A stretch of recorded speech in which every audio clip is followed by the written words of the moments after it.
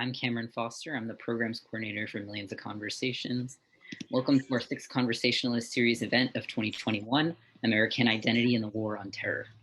For those of you not yet familiar with us, Millions of Conversations is a national organization headquartered in Nashville, Tennessee. Our mission is to transcend divides by uniting people around common values for a shared future. And part of how we do this is through our semi-monthly Conversationalist Series events, where we bring experts together with audiences in order to model productive conversations around crucial issues. These events are designed to be interactive, so remember to stay online after today's conversation to participate in our breakout discussions. And feel free to drop any questions you might have for our speakers into the chat box throughout today's events. This event also serves to launch our new partnership with Dr. Paul Taylor's Grand Challenge Initiative on racial justice in the Third Reconstruction. So I'll turn it over to Dr. Taylor now to introduce the Racial Justice Teachouts series and our panelists for today's conversation. Thank you so much, Cameron. Good evening, everyone. As you've heard, my name is Paul C. Taylor, and I'm one of the faculty directors of the Grand Challenge Initiative on Racial Justice in the Third Reconstruction. In that capacity, I represent a group of Vanderbilt faculty who've come together with generous support from the College of Arts and Science to highlight and develop the college's scholarly resources for engaging questions of racial justice. Two broad questions frame our project. First, what does the persistence of racial injustice mean for social life? And second, what will it take to finish the work of reconstruction? Tonight's event, as you've heard, is the fruit of a new partnership between our Grand Challenge Initiative and the Millions of Conversations group. A few times during this academic year, we will combine our separate programming streams to produce events like this one. Millions of Conversations runs their Conversationalist series. We will run a series of Racial Justice Teachouts that are designed to connect Vanderbilt faculty with research interests related to racial politics and racial justice to broader audiences for their work. Those event calendars are still taking shape, so I'll invite you to monitor the Millions of Conversations social media streams for more information about this exciting collaboration. I'm grateful to Dean Gear for supporting this venture, and I'm indebted to Cameron, Remzia, Elise, and the rest of the Millions of Conversations team for their help and their guidance. I also have to thank our postdoctoral fellow, Eric Ritter, for agreeing to come aboard and lend a hand.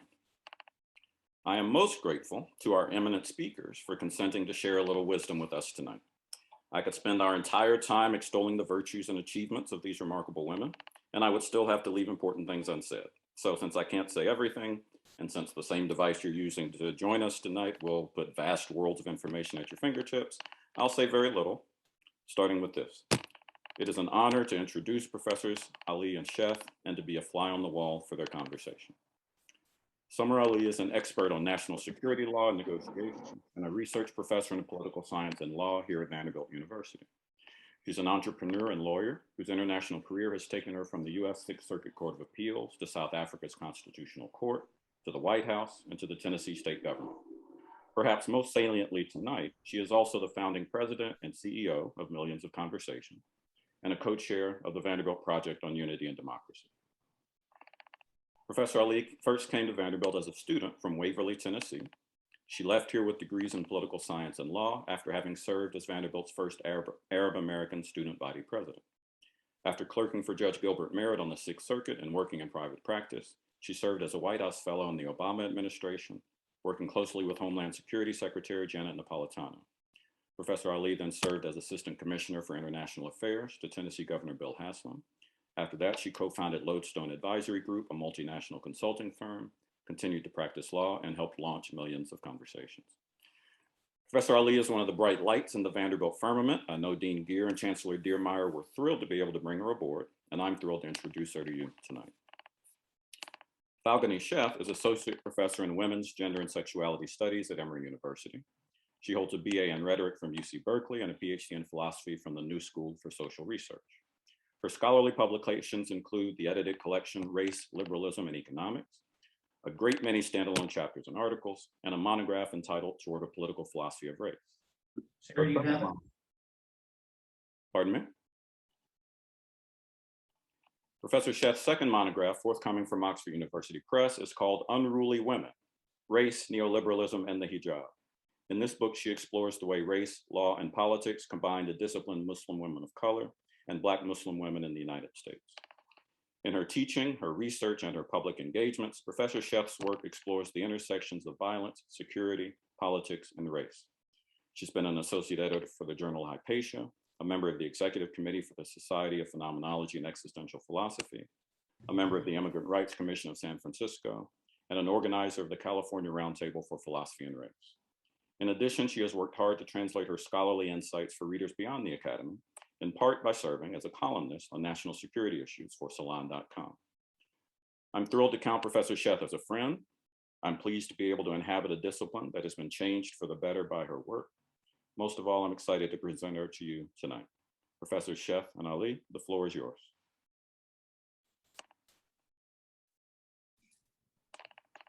Thank you. Thank you. Quite the introduction. I am so excited for so many reasons to be with all of you today and to be in conversation with Professor Sheth here for so many reasons. And I just wanted to take a minute and highlight that the conversation we're going to be talking about is American identity and the war on terror.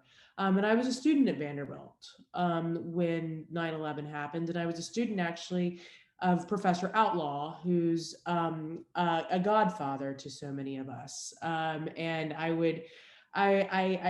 don't want to take another minute without acknowledging his presence on the call, because he really informed my consciousness and how I was during that formative time, understanding the world around me that was rapidly changing, and what was possible, what had been done to date, and listening about the third Reconstruction period that we're in, what had been done to date, and what still needed to be done, and how we saw ourselves and how that was informing the policies and how we were reacting as a country that was under attack.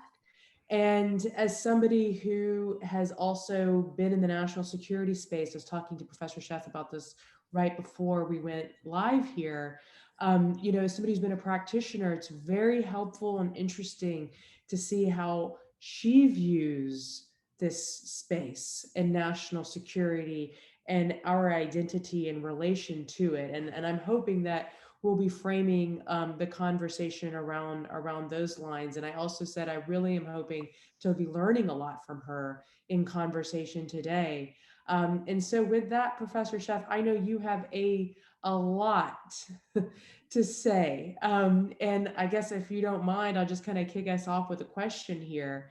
And that is, how have you experienced the past 20 years with your background in observing how Americans identify themselves in relation to these forever wars?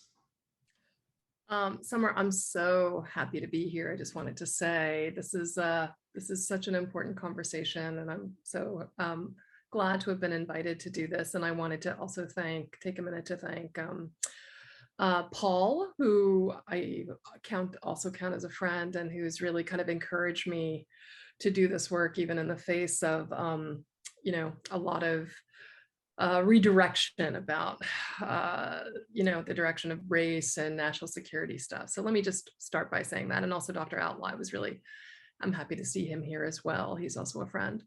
I guess I do have a lot to say, but I'm going to try to keep it a little short. So 9/11 marked my first day of teaching at my previous institution. I'm now at Emory. But for 15 years, I taught at Hampshire College, which is a little kind of liberal arts college in Western Massachusetts. And my first day of teaching then I had my first class scheduled at 9:30. And there was a big auditorium in the building, actually across the hallway from my office, when, it became clear that something was wrong. And so,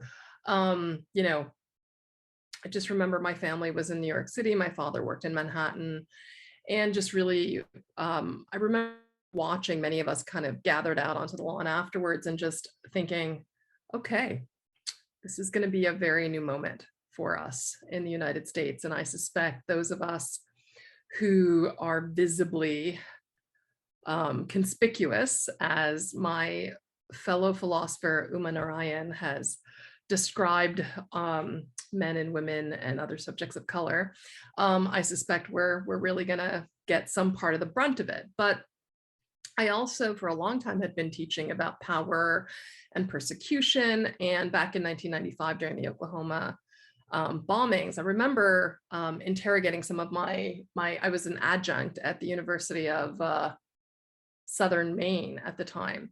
And I remember, asking some of my students, it was like, so who do you think did this? And this was before they had kind of apprehended the suspects. And they said, oh, definitely Muslims. So this was 6 years before 9/11. And I remember placing a bet with them. I was like, I bet you it's not. I'm betting you that it's somebody who appears pretty, shall we say, visibly American, in the form of someone who is probably not dark, probably someone who was white. And, as we learned later, that was correct. And so that kind of was a prelude to both my beginning to think about 9/11, and also it set the trajectory for my academic work. I had just finished a dissertation. I had started this job at Hampshire, and it really led me into the kind of work that I do now, which is, broadly speaking, I'm in a women, gender, sexuality studies department, but my PhD is in philosophy. So I do a lot of work on political philosophy and philosophy of race. And it led me to start really thinking and looking at race beyond a lot of conventional narratives, which I think now that I've moved to the South, I have discovered that those narratives are still very, very strong, right? So very much race is about kind of Blackness and whiteness, which it certainly is. And I also think that there's a lot of room to think about race as something different and broader and beyond that. So that's kind of what that day initiated for me. Right. And I want to read you something that was in Garrett Graff's Atlantic piece. Did you read it a couple days ago? I'm not sure I did. I'm sure you read a lot, but I want to read you just this piece here and get your reflection on it. Sure. One of the paragraphs he writes is time, along with about his reflections on the past 20 years. Time, along with more fiery rhetoric from Christian evangelical leaders and conservative politicians alike, muddied the message that the U.S. wasn't at war with Islam, especially as the American success against Al-Qaeda morphed into a longer-running battle against offshoots such as Al-Qaeda in the Arabian Peninsula and ISIS. Xenophobia quickly overcame leaders' better angels, particularly on the right. A war that began against an identifiable ideological group, one condemned by others around the world and whose membership likely numbered only about 100 hardcore adherents, morphed into a larger fight against terror broadly, where extra suspicion would fall on tens of thousands and then hundreds of thousands.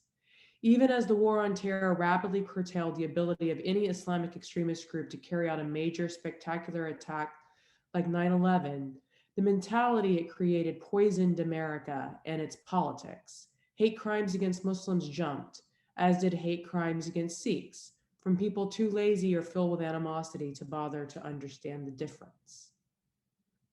Do you think that his description is accurate? Yeah, I mean, broadly speaking, I think it probably is accurate. But I do think that there has been a history of Islamophobia in the United States, which extended before September 11. And I think, one of the things that really struck me was about 6 weeks after 9/11, Congress almost unanimously passed the USA Patriot Act, which is, as you know, right, a 300-page document designed to safeguard and intercept and preempt terrorism. Now, when was the last time we've heard about a bill that got passed nearly unanimously within 6 weeks of an event, right? Which, I think is a kind of interesting phenomenon. I mean, it suggests that there were a lot of sections of this which had already kind of been written and waiting in a desk drawer. And I don't mean this as a conspiracy theory. I just mean it as there was already a kind of anticipation that there were going to be some kind of antagonistic foreign policy moments, and kind of thinking already in terms of national security. And one of the things that we know is that at least over the last 150, 160 years, that whenever we see kind of concerns about national security domestically, that there is usually some kind of foreign policy event, which is its counterpart. Domestic policy rarely changes, especially with regard to immigrants or newcomers, without some kind of counterpart. And so we see this, especially, for example, the most probably well-known example is that of the attacks on Pearl Harbor and the subsequent internment of Americans of Japanese origin. And there had already been a 30, 40, 50-year period of kind of increasing hostilities between the United States and Japan, which were preceded by smaller bills here and there. And so a lot of it having to do with labor, a lot of it having to do with different kinds of economic exchanges. The 1907 Gentlemen's Agreement, which really limited the kind of immigration that would come out of Japan, the kind of the US Barred Asia Zone Act, which I believe was in 1920. So a lot of what we see internally is already preceded by a certain kind of anticipation of foreign policy antagonism. So he's right to a certain degree, but I would suggest that these things never erupt out of nowhere. They don't just happen. By the time we see this kind of event, there have been decades of tensions prior to that. So what do you think was causing the decades of tension, and how do you think that impacted our identity as a country? I mean, I think part of it was, the word terrorism, even though these days we really do wholesale associate it with Americans and immigrants of Muslim origin. It was already being kind of associated with Muslims because of the tensions between Israel and Palestine, lots of kind of national security concerns that had preceded that, and the US obviously was aligned with Israel and these kinds of security concerns. So that's, I think, part of what was already part of the mix, that this, it had already kind of been there, and then kind of increasing antagonisms with others, with other countries in the Middle East. So a variety of issues prior to that. Mm-hmm. And do you think, I've oftentimes heard that, and feel free to ask me questions too, I know it's a conversation, not an interview, but I've oftentimes heard that America has to have an enemy. American identity is defined on enemy lines. And would you agree with that? It's interesting that you ask me that, because as you say that, I'm like, is that true of the US per se? I mean, I certainly don't know that it has to be that way across on lines of nationalism. I think it has played out that way. But I think, just kind of speaking purely in terms of political theory, right? Often identity is cohered and strengthened against other seeming opposites. And so, I don't know that this is endemic to the United States, but I certainly think, for example, I work a lot on kind of the way that liberalism is kind of held up as a theory of freedom and democracy, which has really kind of been the underpinning of the United States. But I do think, and unlikely bedfellows, I don't necessarily cite them because I agree with them, but Carl Schmitt, who was a legal theorist in the 1930s, who theorized a lot about the need for enemies under liberalism. And so I certainly think that is a kind of standard foundation by which to cohere somebody's identity. And I think, in general, this is how the United States has cohered its identity. I don't think it's necessarily the case, but I think it has done that for at least the last 150 years. And so we see it in relation to different kinds of newcomers. So Chinese immigrants, Korean immigrants, Punjabi immigrants, Japanese immigrants, and then, of course, the most probably Muslim immigrants. And that wasn't always the case. We actually had various immigrants from Syria and Lebanon who settled in various parts of the South, right? In Texas, in Alabama, Arkansas. And they were actually 100 years ago, 120 years ago, considered to be a square part of America. They were considered to be Americans. So I don't think it's existential, but I think that's often how we do this, especially in a country that doesn't have kind of a history of ethnic kinship to define itself. And so I think it always requires a searching for the basis of a social unity, right? So one of the ways that we talk about this is a nation of immigrants, but then what does a nation of immigrants do when they're settled and there are others who are coming in who appear to threaten that social stability, right? So how do immigrants then, or former immigrants, get pitted against new immigrants? Mm-hmm. Mm-hmm, mm-hmm. And I guess the other bit part for me, I think a lot about is like, what does that mean for our identity? So as we say, we're we're talking about the American identity. What is it? How do we relate to each other? How do we relate to the outside world? And how is our history and our past and with race, how does that impact us consciously and subconsciously as we're making policy today and tomorrow? And I think your research touches on that a little bit, right? Just a little bit. Yeah. I mean, highlights. Yeah, I mean, really just fascinating question. I mean, I guess the first thing that I would ask is, or I would say is, I would start by asking who the we is, which we, because I think the we changes in, dependent upon what the context is and what the antagonism or what the fear is. Mm-hmm. And so, one of the things that I write about, given this history, and I am a philosopher, and philosophers are not necessarily known for their attention to history. Just really? I didn't know that. I really didn't know that. That's interesting. Well, I mean, I think method and area, and I think philosophy is changing, especially with each increasing, each successive generation of a much more diverse philosophical group of students and scholars who realize that things that used to be taken for granted as universal really didn't apply. Mm-hmm. And so these things are changing, but generally, no, philosophers like to theorize about the universal, right?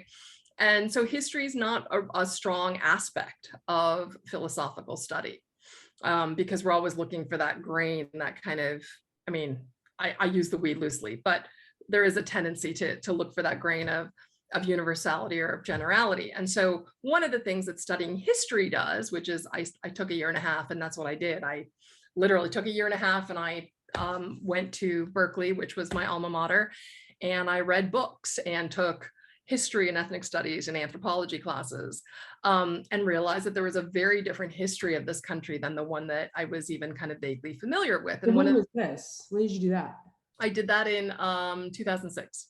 Wow. About 5 years after 9/11. And one of the things that I also did after that was I worked with a lawyer, Banafsheh Akhlagi, who is of Iranian origin, because she had been lassoed by one of her students into looking for Muslim men who had been disappeared, as they voluntarily registered under requests from the FBI for a Muslim American database. And so they lined up around the corner and around blocks and started disappearing. And there was no, under the USA Patriot Act, there was no obligation to read them their rights or to allow them to call a lawyer, because this was about anti-terrorism. And so she was single-handedly trying to find and cajole prison officials and county officials and state senators and assembly folks to give up their names and to kind of make sure that they were okay. And I was working with her on this project for 2 years while I was out there, and also reading history. And this is how, a lot of my book came together, but also part of what I lived at that time.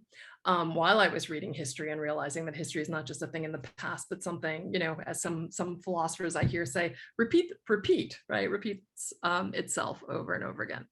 And so one of the things that I kind of learned as I was reading a lot of history was that,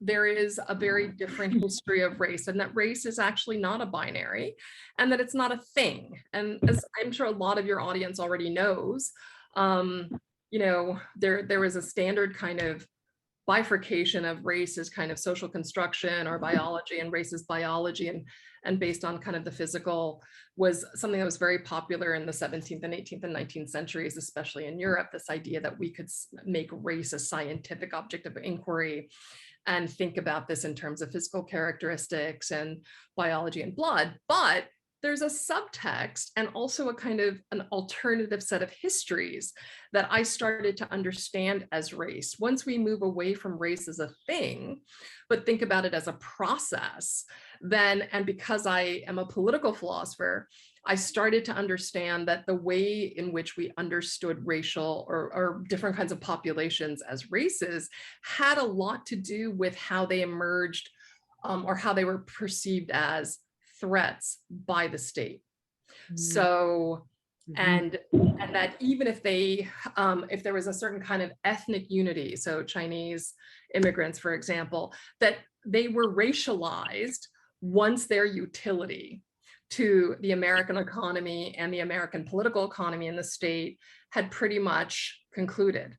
And so there was this attempt to create legislation to ban them, to exclude them. The Chinese Exclusion Acts are probably the most famous, although there was a series of legislation in 1882, which attempted to basically deport them unless they could find a way to start and keep this up, find a way, unless they were business folks. So when you hear about Chinese laundries or Chinese restaurants or lo mein restaurants in California, this was really where this started. And so in that process, there's a kind of aspect of dehumanization that occurs. And this is, so again, we see this with different kinds of groups. And part of what was interesting in the case of the Chinese and other Asian Americans or immigrants of Asian origin back then was that labor unions were instrumental in helping to pass these laws, because they felt that these immigrants who were working for these low wages were really threatening the ability of white workers to remain employed, which is something that seems to be a theme, right, over the last 4 or 5 years, especially, but it's really been a continuing theme, certainly within the last 25 years, 30 years.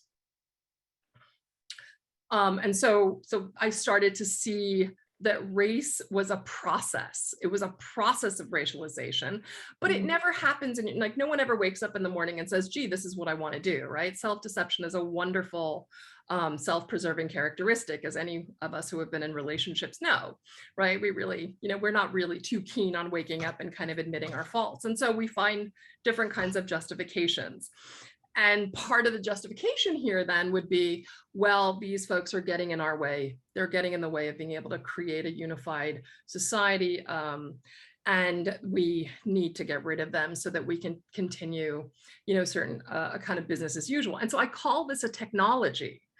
And by technology, what I mean is that legal technologies, that different kinds, that laws get passed under the guise of being neutral and objective, because who doesn't love law? Sorry, you're talking to a lawyer. Yeah, right?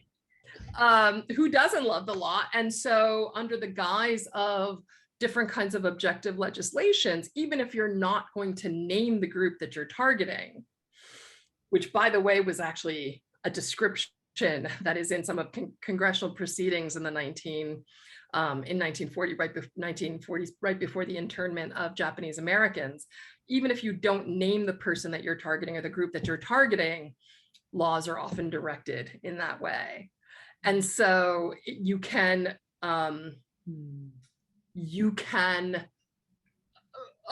remain behind the cloak of plausible deniability. And to say, but this is just helping society. We really don't have any kind of ill will towards these groups, but we have to be concerned about Americans. And so then the question is, well, who's American? And well, that's the point, yes. So who's American? So that goes to the we. It goes to the we. Who's the we, the people? So sorry, it was a bit of a long explanation, but no, I learned a lot. I was taking a lot of notes here. And one thing that's really pointing out for me too is your comment on the process of racialization. And the I call it the politicization of our national security apparatus. But it's the same thing, really, I think, in what you're saying too. And this justification of demonization of the other, which allows for this objective legislation, as you're saying, objective lawmaking, which I think, and from what I'm hearing and what you're saying, is consistent with that. I would agree with you, absolutely. I mean, it's very interesting to see the language of national security co-opted. I mean, not co-opted, but to kind of have it be the reason why which different kinds of policies, which target different groups, right, are justified. Scary. It's very scary too when you're on the receiving end of it. Well, as we're seeing with ICE officials and Haitian refugees, right, over the last few days, that technically, and what's also fascinating is that the state tends to change the name of its various offices as different kinds of national interests come to mind. So at one point, immigration was located under Treasury in the 1900s. Right. And, you know, at another point, at some point, it got moved under the Department of Labor when we were thinking about the Mexican Bracero program. In your opinion? Sorry, go ahead. Well, but just that, right? Because it becomes a kind of labor issue. So where immigration is located at any point in time tells us what the priority, the national security and immigration priority was for the country, for the United States. It is now located under the Department of Homeland Security, the Office of Immigration and Citizenship Enforcement. Well, it doesn't take a lot of effort, right, to kind of figure this out. And also note the return to the language of the homeland, Heimat, which was, right, an important thematic for Nazi Germany, to think about the homeland and folk and who belonged and who didn't. And so loosely speaking, we call this dog whistle politics, but actually I think it's actually discursively incredibly important. Have you written about what you just said right there in the past 1 minute? Have you written anything on that? Oh yeah, it's in the book.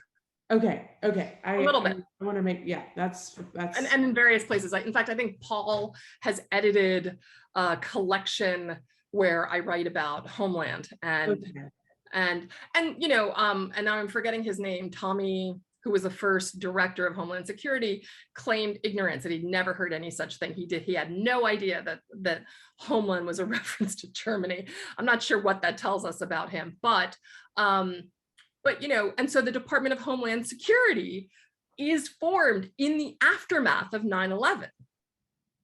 And Immigration and Citizenship Enforcement is an office that gets renamed from Immigration and Naturalization Service, which is believe it or not, relatively speaking, a much more welcoming term, right? It allows for the possibility of naturalization, as opposed to Immigration and Citizenship Enforcement, which is about assuming that people are here illegally, rather than having a neutral or even a more welcoming kind of terminology.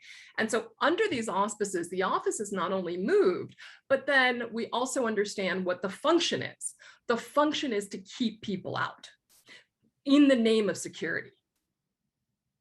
So 20 years later, when we commemorate 9/11 and we think about the victims of 9/11, we have literally produced an imaginary that cannot see the ways in which the same United States, which was victimized, persecuted immigrants of color and Muslims.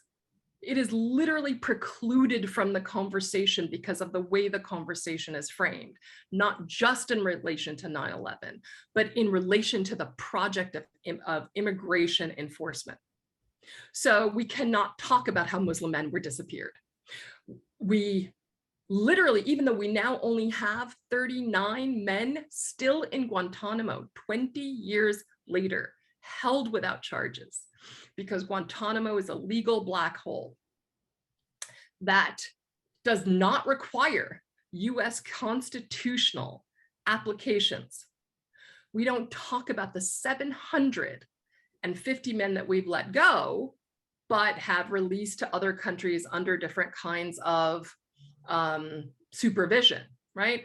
But we literally have men who've never been tried, who have never been charged, who have been in prison. And and so that is certainly one of the outcomes of Guantanamo. But let's also remember that Guantanamo has always been, if you will, yes, I'm in WGSS, but I'm going to use this term, a no man's land. It has been, right, a naval base rented by the US from Cuba, so that there is a kind of plausible deniability that they have, when it's convenient, that they have certain kinds of supervisory aspects, and at other points, not others.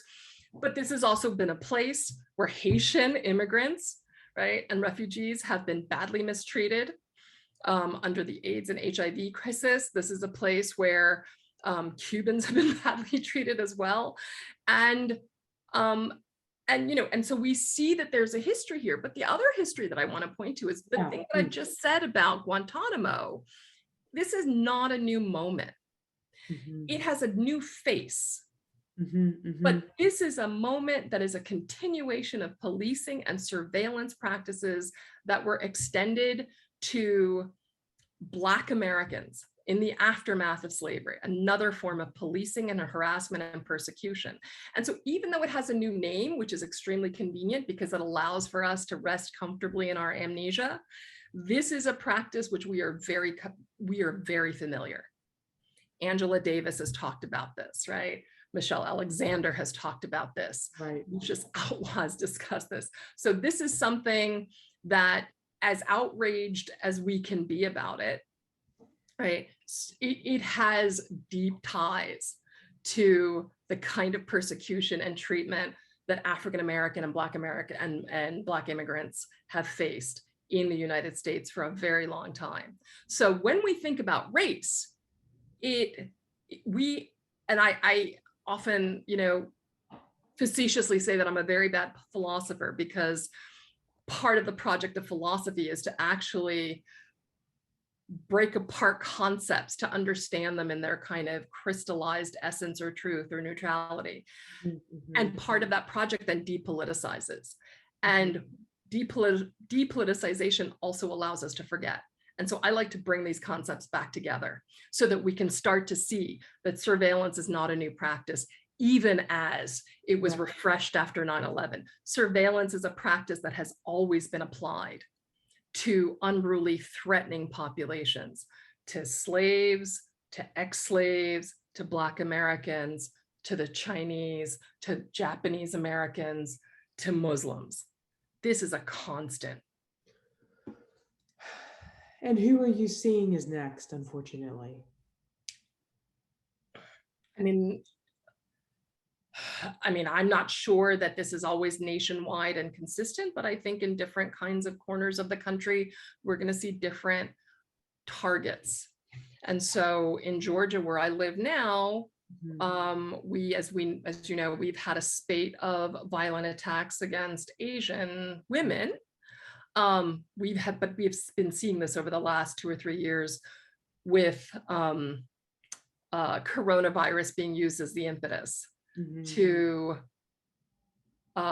persecute and brutalize folks who present as Asian. And this becomes the excuse. And of course, it was absolutely led by the previous administration, but again, it's not new. And so that is still very much in effect. And we also see a certain kind of increase of hostilities of tension with China. And so I suspect that this will be very much a part of our national imaginary in the coming years. Yeah, and I want to ask you, do you think it's gotten worse? Do you think our techniques and how we've gone about this have gotten worse with time? Or you don't think of it like that? It's hard to, I really appreciate the question, Samar. And yet I just think, isn't persecution of any kind? No, I know, but I mean the precision. I mean the one, I get, but what I mean, Yeah, I see your point. With social media, I'm trying to get into the question about with regards to just the fact that we all had to download new software on our iPhones last week, the techniques that are being used. It does seem as if we're kind of in this state of where it's a lot easier to surveil. That's what I mean by, is it getting worse, in your opinion? I mean, it's certainly becoming much more pervasive, much more ubiquitous. And, you know, so this is the thing. So yes, I talk about race and technologies of race and racialization, but, you know, my side gig, if you will, not really, right? But my side gig, well, I mean, it's not really, but my side gig is really to kind of rail and write and think about surveillance and technology, because our, you know, our IT companies, our cell phone companies are also very much involved in monopolistic practices. Yeah, that's why I was asking the question. That's where I was going. And hegemonic surveillance practices. And we've become accustomed to it, right? So there's this young woman who was disappeared over the last few weeks. Heather Petito, I think is her name. She was camping in Moab with her boyfriend, and her remains have now been identified and found. But what's interesting is how much footage is coming out. Right. Right. And this becomes a kind of occasion to reinforce the goodness of surveillance. Right. And so we have to think about the political dimensions of it, right? Yes. Oh, but this is great. We have all of this reporting. We have police with body cameras. Exactly. And so we have drones, which Amazon can use to drop off packages. Yeah. The same drones, which just larger versions just killed 10 civilians under the Biden administration 10 days ago. Right. Right. So at what point do we think about the kind of conflation of markets and politics and the kind of really unsavory bedfellows, right? Mm-hmm. Between thinking about corporations and monopolies. So when I talk about technologies of race, that doesn't mean that I'm not also thinking about other kinds of technologies which are used to make things like drones and assault weapons more palatable, right? Mm-hmm. That technology, it's very important to have happy attitudes about technology so that we can continue to have them normalized and naturalized. So that we don't really even flinch when we think about how people have drones that they use to take selfies for Twitter or TikTok or something like that. These are the same kinds of tools. Yeah. So you're right. Well, we're going to be going into breakout sessions in a minute, but I want to ask you. So I want to get your opinion on two more quick things, and that is, as it relates to, you know, polarization is a hot topic in the country. That the country is very polarized. You're a person who has rightful instinctive reactions to how we're framing issues. Do you agree with the framing of that the country is polarized? I want to ask you that question real quick, because I do think that relates to our identity. And the second question I want to ask you is, what are some tips? You're giving us a lot. You're giving me a lot to think about. What are some tips for how we manage this at the individual level, the communal level, and the national level? Oh, you're not going to like my answers on this one. But it's a polarization question first, if you don't mind. You're not going to like my answer on this one. No, I don't.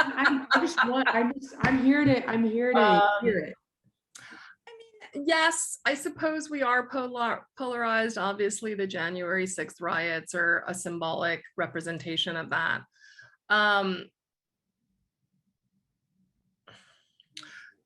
But I also think that much of this has been framed in terms of machine politics. So Republicans, moderate Republicans, Trump Republicans versus progressive Democrats, centrist Democrats, Joe Manchin Democrats. And so I think, you know, it's really important to kind of remember that machine politics and parties are not neutral. right? That there is a way in which they also have an interest in vaulting these kinds of differences and putting them forward for us, so that it becomes like a reproduction of rooting for sports teams, right? So you've got to vote Democrat no matter what, but the Democrats are also part of the problem. And so if we want to talk about the polarization of populations, we also have to really take a cold, hard look at the way that these parties are not alleviating problems and also contributing to the polarity, because it's a way of winning in the immediate moment. And so we're not encouraged to think long-term because there's an emergency at our midst. And that emergency is identified with polarization. And so, we're shocked that people can vote for Trump. But what I would say is, well, but what are the conditions of that? How do we think about the fact that the Clinton administration signed NAFTA and offshored manufacturing jobs to countries that didn't have labor protections? How do we think about the fact that, and he's a blue dog Democrat, right, from Arkansas.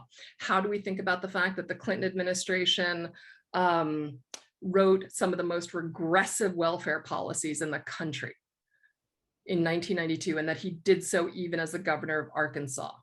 And that was a 1996 reform that he passed a radical regressive immigration act, also in 96, that he passed a radical criminalization bill, three strikes you're out, also in 96. These are also part of that polarization. We need to remember history, right? This is not just, oh, Trump just emerged out of nowhere.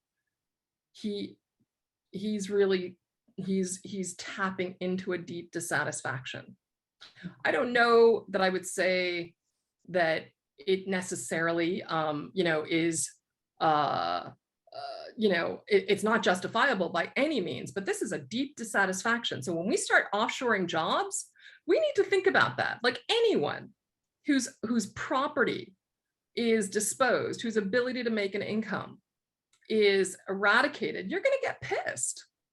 I'm not saying that this also hasn't happened to African Americans and to immigrants, but there is also a way in which, part of the scapegoating when that happened was to pull a kind of, Du Bois analyzes this, right? Kind of insist on solidarity between white working class and white elites, which was reproduced there, and to kind of throw immigrants under the bus and to say, well, you know what? It's not really that we offshored your jobs, it's that these immigrants are coming and taking them. And by the way, there's a war in Iraq in 1992 also. And so those are part of foreign policies, right? Foreign wars that are very much a part of our domestic antagonisms. So the polarization is absolutely there, but it has a very long, much more complicated history that involves the complicity of liberals and leftists as well. Tips. Tips. Oh my God. I'm a philosopher. We don't do that. We try to diagnose. We don't give solutions. We have to make sure that the diagnosis is accurate. I do think that one of the most, immediate solutions is part of what you're doing, right?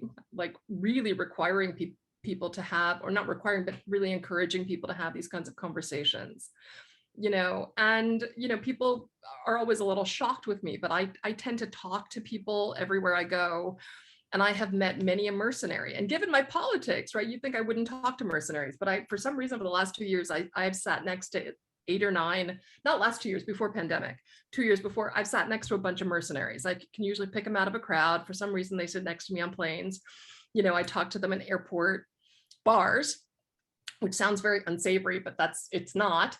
And I start conversations with them and they tell me the things that they have seen when they were in war and how they became a mercenary. And they will toe a certain very nation building nationalist line. And then I poke at them a little bit and ask them. And some of them are also Black or Latino or not white. And I'll say, do you really buy this? And all it takes is a little bit of poking. And the defenses come down and the real conversation can begin. Well, on that note about the real conversation beginning, I'm going to take editorial liberty here. And watch out, everybody, we're swerving for a minute. And I'm going to ask somebody on the Millions team here to please bring into this conversation, before we go into breakout session, two other philosophers, please, Professor Taylor and Professor Outlaw, because I would love to get their reactions to the conversation that we just had over the past 45 minutes as philosophers themselves. Can we do that? Professor Outlaw is going to be so mad at me.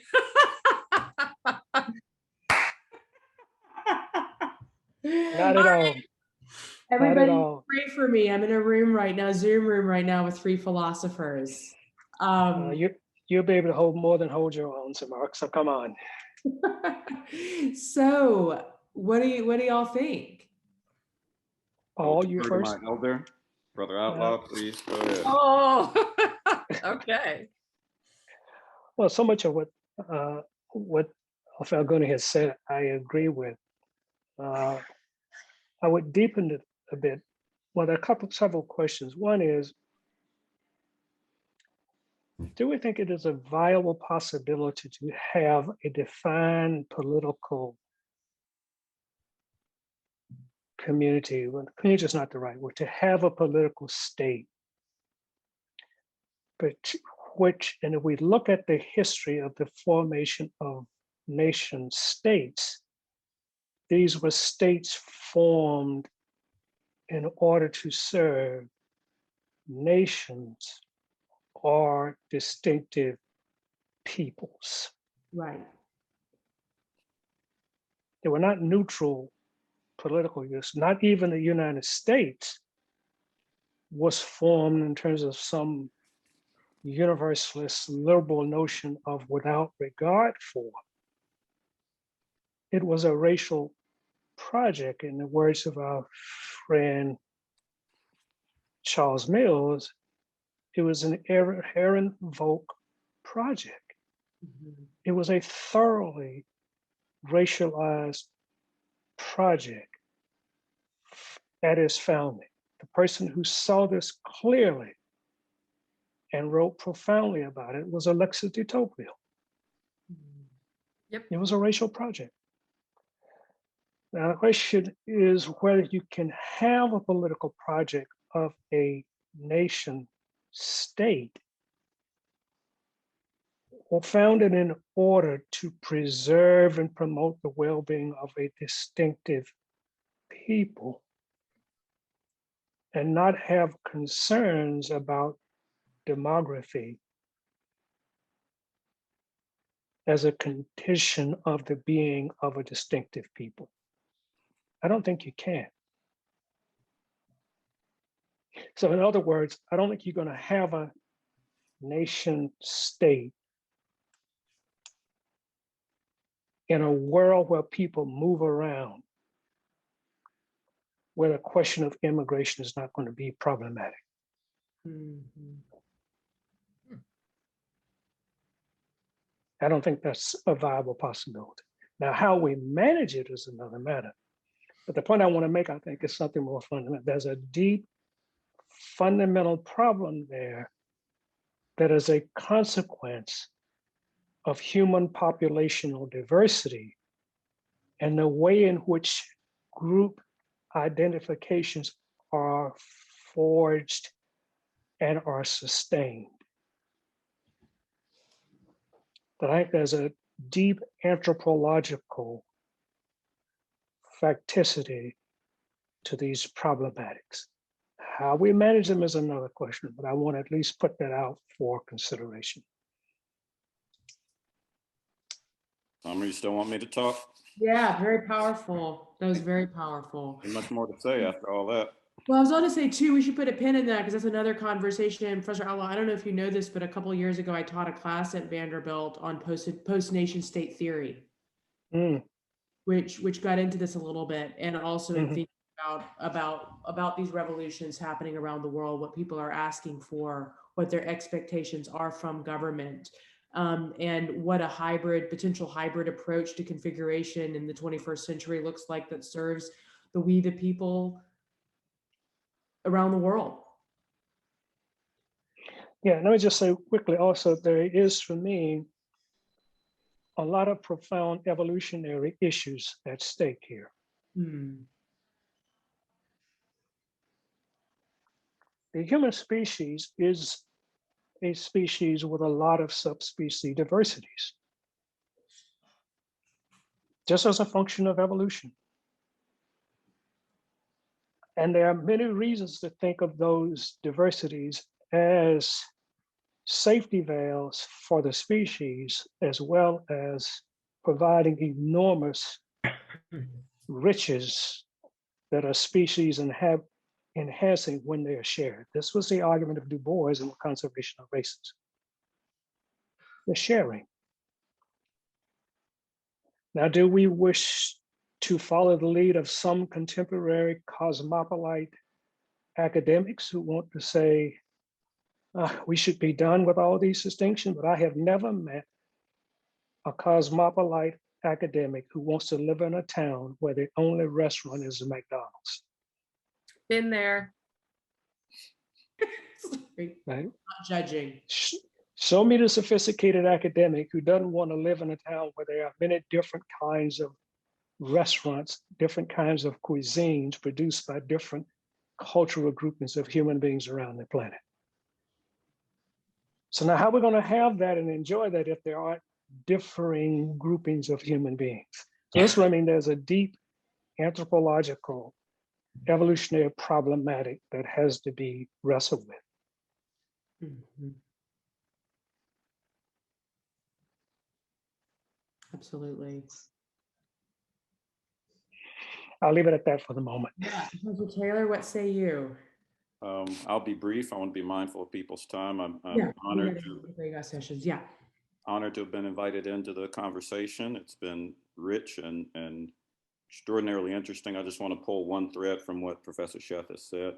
I've been edified by the conversation, enjoyed it. I want to pull one thread that bears directly on the work of the Grand Challenge Initiative on Racial Justice and Third Reconstruction. Professor Sheth rightly says, and rightly invites us to insist on, the difference between politics as such and machine politics. Machine politics isn't all there is. It's not the only game in town. And if you look at the history of the previous two Reconstructions, I'm using this language in the spirit of Manning Marable. Think about the first Reconstruction in the 19th century, second Reconstruction, the US Black Freedom Movement in the middle of the 20th century. Those were driven by insurgent forces that were not part of the machine, right? The change came about because these insurgent forces forced their way in and insisted that change be made. It was not neat, it was not easy, it was not pretty. It was not part of the plan, right? So the machine politics ain't going to solve all this. So I think that's extraordinarily important, right? Especially if the image of polarization that we get is an image that comes to the fore when we focus on the machine and we ignore all of the people who've been doing all this work for all of this time in the corners and the shadows, all along on the ground and the grassroots to try to keep this stuff going, right? For me, that's the lesson of, for example, the Ferguson upheavals after the killing of Michael Brown, right? People have been worried about some stuff in Ferguson for a long time before that. Nobody paid attention until the camera showed up. But there was stuff happening on the ground before, and there's been stuff happening ever since. That's crucial, and I'm really grateful to Professor Sheth for pointing that out for us and insisting on it. Absolutely. Well, I could have this conversation all day long. I want to thank all of you, and we're going to breakout session and also say something that I didn't get a chance to say at the beginning, which is to thank you, Professor Taylor. We are so excited about this partnership with you. We've learned so much already and are inspired by your vision. So excited this is our inaugural event together and looking forward to many more. You're very kind. You're very kind. I'm thrilled and honored to be part of this. Thank you. Well, Cameron, you're going to kick us into breakout sessions, right? Will do. All right, I'm going to move us into breakouts right now. And just a heads up, everyone, it's not going to manually transfer you into the breakout session. So you're just going to have to click confirm on the button that's going to show up on your screen. We will reconvene in about 15 minutes. Hello and welcome back, everyone. Thank you so much for sticking with us. Before we just close out, I just want to give everyone a chance. I heard some great insights in my breakout session. So if anyone would like to share anything that they discussed in their breakout with the larger group, please feel free to come off mute and do so now.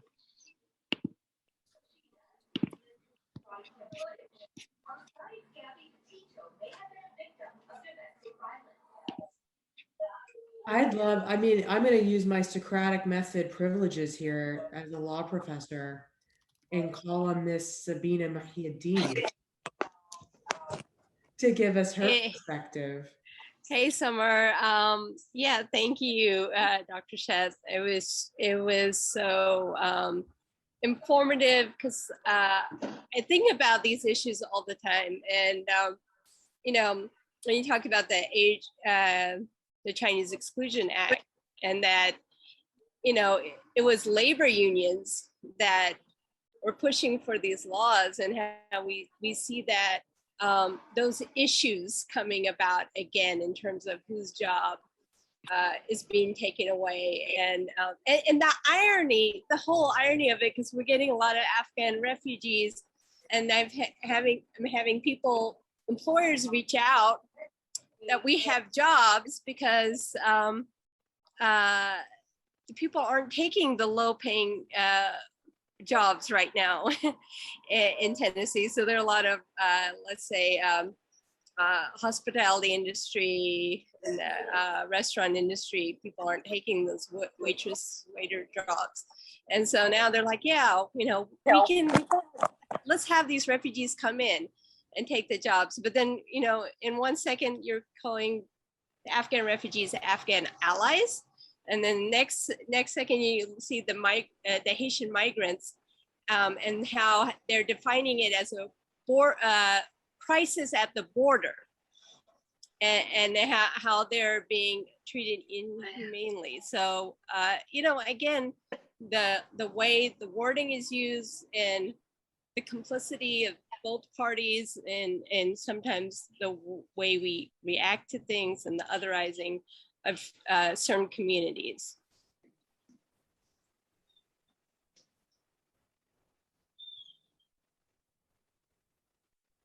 Sorry, yeah, no, I think that's right. And so I think language is very important. I think kind of vocabulary is very important because, our discourse, our vocabulary betrays a lot.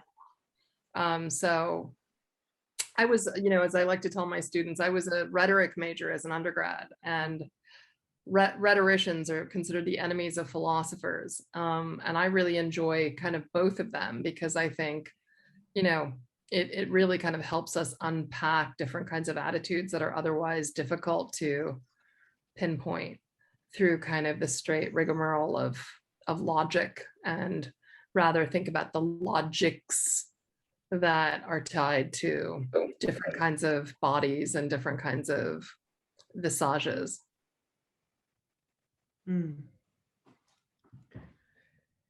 So, yeah, go ahead, Lynn, please. So in our group, we had Dr. Outlaw, and we ended up talking about the instinctive motivations of us humans versus the social learning characteristics, character building formation of us humans.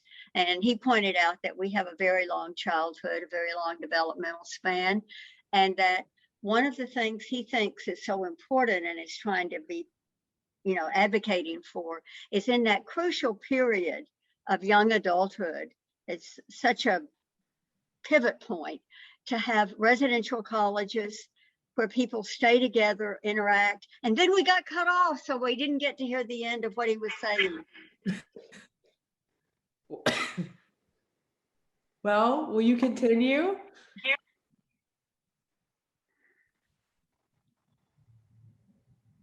Looks like you're on mute. Yeah, look, I regard residential colleges and universities as extraordinarily important experiments in forming citizens.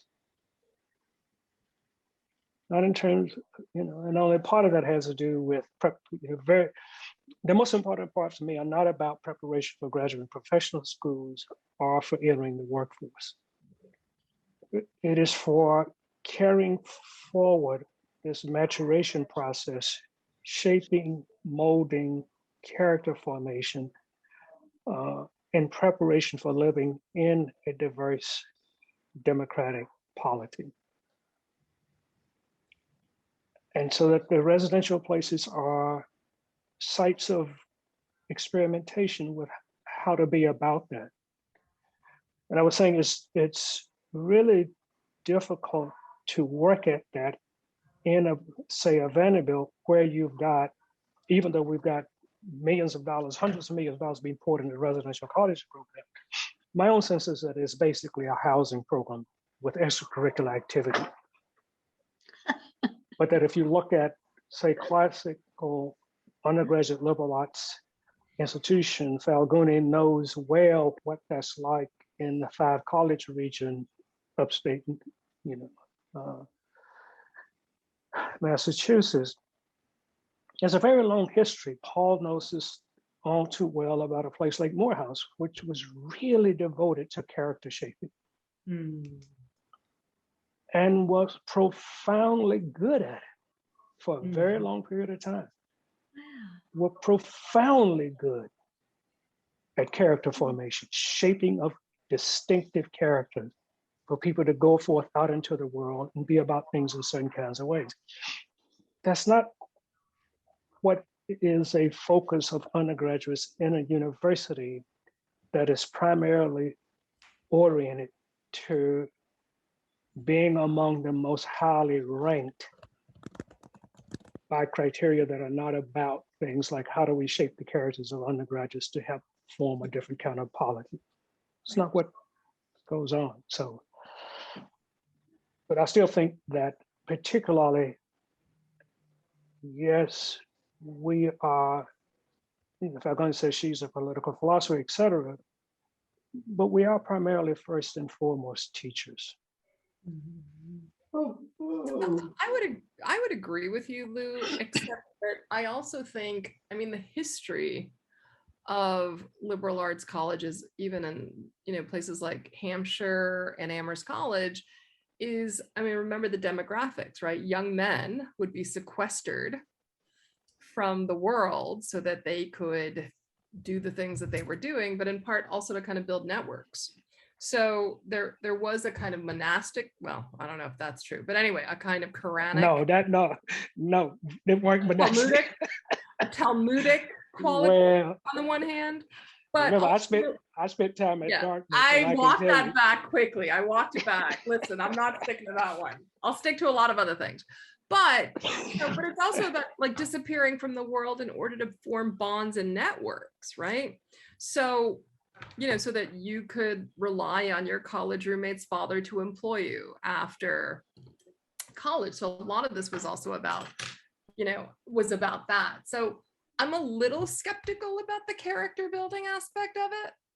Well, I would just say, don't draw from the New England elite experience. You just think about it. No, I'm just about a lot of other institutions that even were built on that model, but were about something quite different. That's why I make the case. I use the example of Morehouse. Right? I mean, that's a very different kind of something was happening at Morehouse, or at Fisk when I was an undergrad, or at Spelman at various times, at Bethune-Cookman, there were, or Berea College where my wife went, where you couldn't be admitted if you're from wealthy families, only if you were from Appalachia, and only if your family had an income at a certain level or lower. And they're still doing that. So there really are some other examples of residential institutions serving undergraduates that were about something quite distinctive.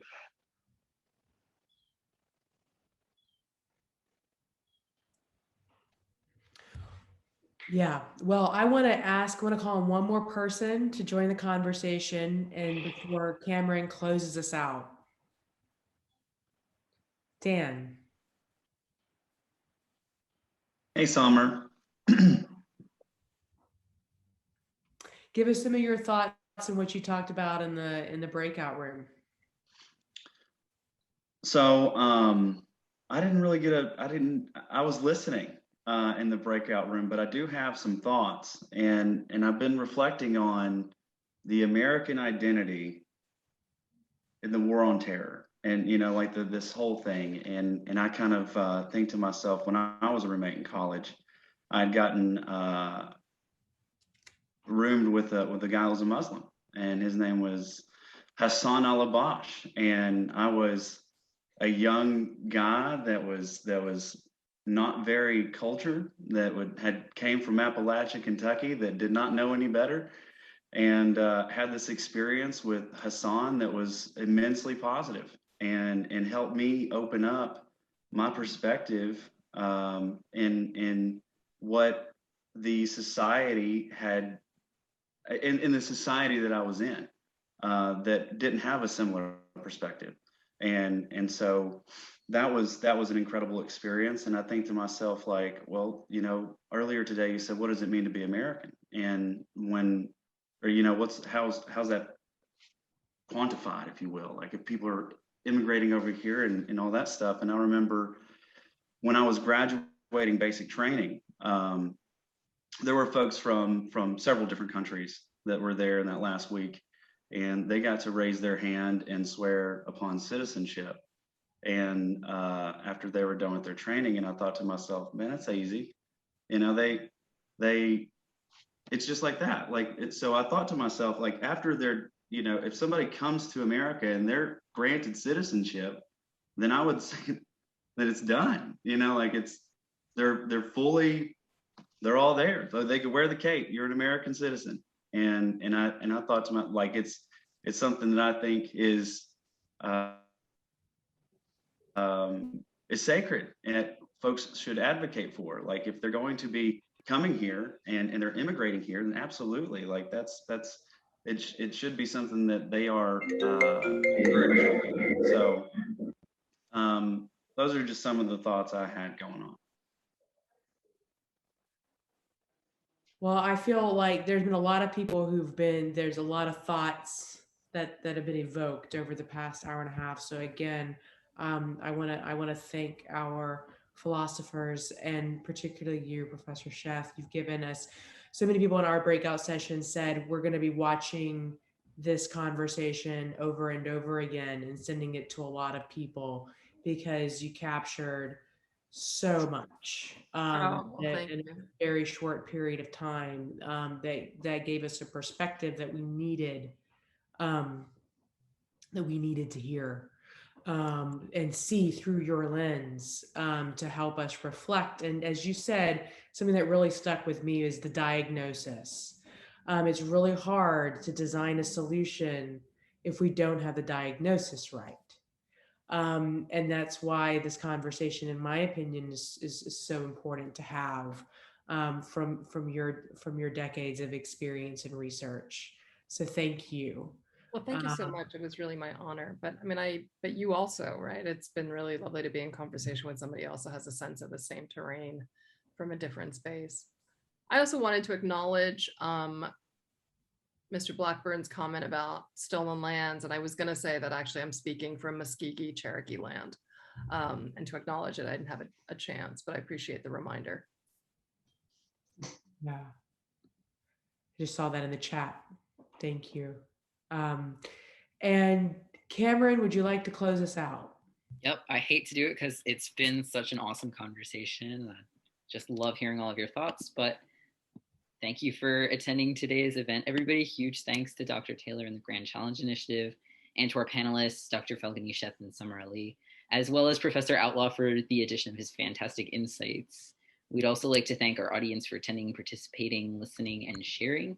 Before we close out for today, please take our pledge to listen. If you haven't done so yet, you'll find a link in the chat to take the pledge, and you'll continue to receive additional weekly listening tips and resources if you do so. If you're interested in getting involved and participating in our upcoming training for community listening facilitators, the link to sign up will be in the chat as well. Thank you again, everyone, and have a wonderful evening.